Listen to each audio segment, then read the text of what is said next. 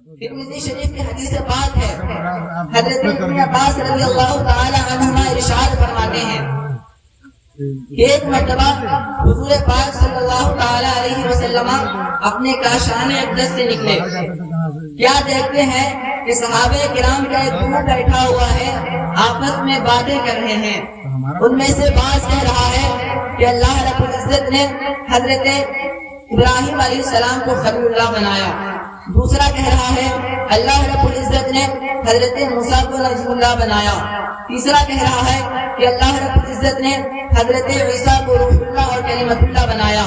چوتھا کہہ رہا ہے کہ اللہ رب العزت نے حضرت آدم کو صفی اللہ بنایا۔ اتنے میں ہمارے آقا صلی اللہ تعالی علیہ وسلم صحابہ کرام کے مدینے میں تشریف لاتے ہیں اور فرماتے ہیں قد سمعت کلامکم وعجبکم ان ابراہیم خلیل اللہ وهو كذلك وموسى نبی اللہ وهو كذلك وعیسیٰ روح اللہ وهو کلمته وهو كذلك وآدم اصطفاه الله وهو كذلك الا وانا حبیب اللہ ولا فخر وانا حامل لواء الحمد یوم القیامة تحته آدم فمن دونه ولا فخر وانا اول شافع واول مشفع يوم القيامة ولا فخر وانا اول من يحرك حزب الجنة فيفتح الله لي ويدخلنيها ومعي فقراء المؤمنين ولا فخر وانا اكرم الاولين والاخرين عند الله ولا فخر۔ میرے آقا ارشاد فرماتے ہیں اے میرے پیارے صحابہ، میں نے تمہاری گفتگو کو بھی سنا اور تمہارے تعجب کرنے کو بھی سنا۔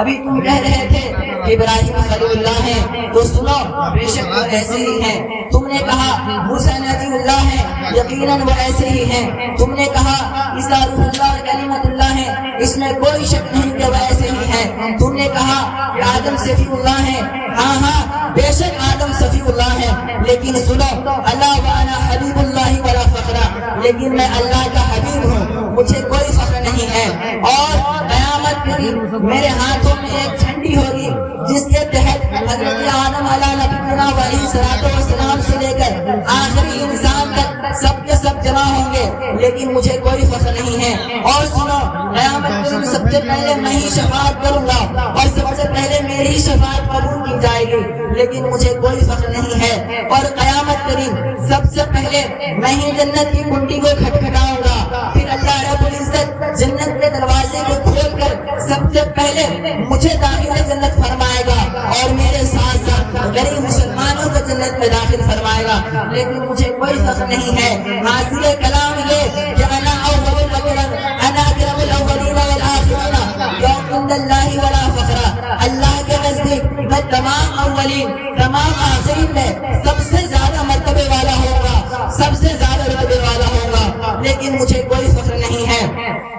اس حدیث کو اگر اعلیٰ حضرت کی زبانی سننا ہے تو پڑھیے سب سے اولا و اعلیٰ ہمارا نبی، سب سے اعلیٰ و اعلیٰ ہمارا نبی، جس کے دو بوند ہیں کوثر و سلسبیل ہے وہ رحمت کا دریا، ہمارا نبی جس کے تلوے کا دھون ہے آب حیات ہے وہ جان مسیحا، ہمارا نبی کیا خبر کتنے تارے کھلے چھپ گئے پر نہ ڈوبے نہ ڈوبا، ہمارا نبی کون کہتا ہے دینے کو منہ چاہیے دینے والا ہے سچا، ہمارا نبی۔ اور انبیاء سے کروں عرض کیوں مالکوں، انبیاء سے کروں عرض کیوں مالکوں۔ اس شعر کا میں پس منظر بتا دینا چاہوں، اعلیٰ حضرت رضی اللہ تعالیٰ عنہ کی خواہش تھی کہ میں انبیاء کرام سے سوال پوچھوں، فرماتے ہیں یہ خواہش دنیا میں تو پوری نہ ہو سکی، انشاءاللہ قیامت کے دن جب میدان محشر قائم ہوگا،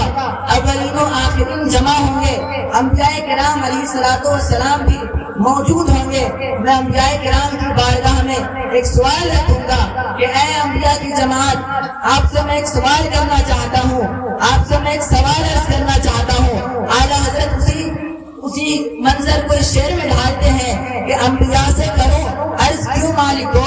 انبیاء سے کرو عرض کیوں مالکو، کیا نبی ہے ہم تمہارا ہمارا نبی؟ تو سارے انبیاء کرام ایک جھوٹ ہو کر کے جواب دیں گے کہ جیسے سب کا خدا ایک ہے ویسے ہی، جیسے سب کا خدا ایک ہے ویسے ہی ان کا